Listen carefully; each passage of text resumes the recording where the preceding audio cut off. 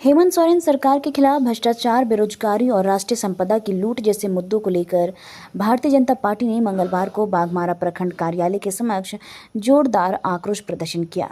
इस विरोध प्रदर्शन में भाजपा विधायक शत्रुघ्न महतो और धनबाद सांसद डुल्लू महतो ने भाग लिया और राज्य सरकार पर तीखे हमले किए। विधायक शत्रुघ्न महतो ने आरोप लगाया कि बाघमारा प्रखंड में बिना घूस दिए जनता का कोई काम नहीं हो पा रहा है। उन्होंने कहा कि झारखंड की वर्तमान सरकार ने भ्रष्टाचार को संस्थागत रूप दे दिया है। ऐसी सरकार को अब जनता सबक सिखाएगी। सांसद डुल्लू महतो ने अपने संबोधन में हेमंत सोरेन सरकार पर कड़ा प्रहार करते हुए कहा कि जो सरकार जल, जंगल और जमीन की रक्षा की बात करती थी, वही आज राष्ट्रीय संपदा की खुली लूट में शामिल है। प्रदर्शन में भाजपा कार्यकर्ताओं ने सरकार विरोधी नारे लगाए और भ्रष्टाचार के खिलाफ कार्रवाई की मांग की है। पार्टी नेताओं ने चेतावनी दी कि अगर जल्दी हालत नहीं बदले तो राज्य भर में आंदोलन और तेज किया जाएगा। पार्टी के तत्वावधान में पूरे झारखंड प्रदेश में झारखंड सरकार की गिरती कानून व्यवस्था, अत्याचार, अन्याय के खिलाफ भारतीय जनता पार्टी के द्वारा हर प्रखंड कार्यालय में एक दिवसीय धरना के माध्यम से राज्य सरकार की गिरती कानून व्यवस्था का विरोध में हम लोग आज प्रदर्शन कर रहे हैं। ये सच्चाई है, इस राज्य में झारखंड मुक्ति मोर्चा कांग्रेस के सरकार बनने के बाद लगातार कानून व्यवस्था एकदम निचले स्तर पर गिर चुका है। क्योंकि आज देख रहे हैं ये जल, जंगल, जमीन की बात करने वाली सरकार आज जो स्थिति आज इस राज्य में है, बालू पत्थर हर चीज पूरे राज्य में लूटा जा रहा है। पहला, दूसरी, इस राज्य में आदिवासी के जब मुख्यमंत्री बने हमारे हेमंत सोरेन जी, तब आदिवासी हम लोग सोचे और खराब हो रहा है, शक्तिशाली होंगे, मजबूत होंगे, शिक्षा के क्षेत्र में आगे बढ़ेंगे। और दिन प्रतिदिन आप आए दिन अखबार में, मीडिया में, सोशल मीडिया में, प्रिंट मीडिया में जनता के मुख से हम लोग सुन रहे हैं, देख रहे हैं, पढ़ भी रहे हैं कि आज आदिवासियों के साथ किस तरह से अत्याचार हो रहा है, धर्म परिवर्तन किया जा रहा है, गरीबों के साथ अन्याय किया जा रहा है, आदिवासियों को जमीन लूटा जा रहा है, आदिवासियों के साथ किस तरह से धर्म परिवर्तन करवाया जा रहा है। बांग्लादेश से आकर घुसपैठिया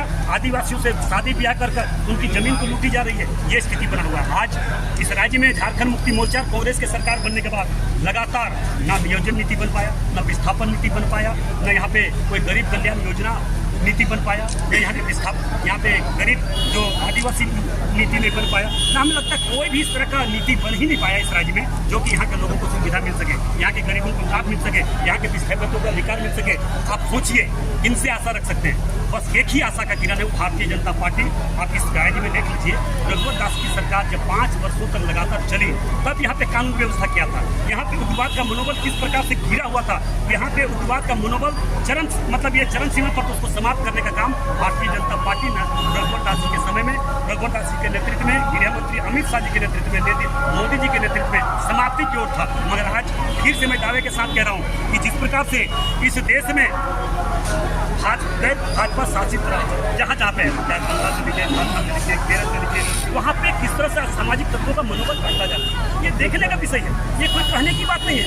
इसलिए बंगाल में चले जाइए, आप केरल चले जाइए, आप झारखंड कहीं ले लीजिए, आज आए दिन देखिए गोली चलाना, बम चलाना, लूटना, खसोटना, कोई अगर अपना शिकायत भी अगर थाना लेके जा रहा हो, उसका शिकायत न सुनकर उसको जेल में भेजवाना। कोई एक हम कह सकते हैं अभी बरवाटा में गोविंदपुर में एक घटना घटी, एक हमारे जादव समाज की एक हमारी बहन, छोटी बहन के साथ छेड़खानी किया, उसके भाई कंप्लेन लेकर थाना गया, उसी को भाई को जेल भेज दिया गया। न कि पीड़िता अपना दर्द लेके थाना जाती है, उसके भाई को जेल भेज देता है कि तुम केस क्यों कर रहा है। तो असामाजिक तत्वों का मनोबल और तो बढ़ेगा ही, बढ़ा रहा है यहाँ के राज्य सरकार। तो हम कह सकते हैं कि इस राज्य में कानून व्यवस्था समाप्त हो चुकी है, कानून व्यवस्था है नहीं। आज संविधान भी, आज जिस प्रकार से हम लोग संविधान को धज्जियां उड़ाया है, हमें कह सकते हैं जब यहाँ पे इमरजेंसी लगा था इस देश में 1977 में, 25 जून 1977 में जब इस देश में इमरजेंसी लगा था, उस समय संविधान कहाँ पे था। आज संविधान के नाम पर बचना चाह रहा है, अपने काले करतूत को छुपाना चाह रहा है, गलत कामों को समाप्त करना चाह रहा है। मगर यहाँ के लोग खुले नहीं है, यहाँ के लोग इतिहास पढ़ रहे हैं, यहाँ के लोग समझ रहे हैं, यहाँ के लोग इंदिरा गांधी के को देख रहा है, कांग्रेस के शासनकाल को देखा है। इसलिए इसका घोर विरोध भारतीय जनता पार्टी और देश की 140 करोड़ जनता कांग्रेस गठबंधन में जितने दल के लोग हैं, जो गलत विचारधारा से चलने वाले लोग हैं, उनका विरोध भारतीय जनता पार्टी और देश की जनता कर रही है। और मैं दावे के साथ कह रहा हूँ, मोदी जी को छेड़ो मत। मोदी जी को छेड़ोगे तो देश के 140 करोड़ जनता जहां तक जाओगे कभी छोड़ने नहीं जाना। Rahul memorial Delhi international school के बारे में और लोग बात क्यों नहीं कर रहे हैं? अब टाइम है ये जानने का कि हम कैसे सपनों को शेप कर रहे हैं और एम्पावर्ड फ्यूचर्स बना रहे हैं। एक ब्राइटर फ्यूचर की नींव आज से रखी जाती है। Rahul memorial Delhi international school में हम सिर्फ एजुकेशन नहीं देते, हम सपनों को शेप करते हैं। इमेजिन करो हमारे स्मार्ट क्लासरूम्स में कदम रखना, जहां टेक्नोलॉजी मिलती है क्यूरियोसिटी से और हर लेसन एक एडवेंचर होता है। खुद को देखो हमारी मॉडर्न लाइब्रेरी में, जो ज्ञान का खजाना है जिसे डिस्कवर किया जाना बाकी है।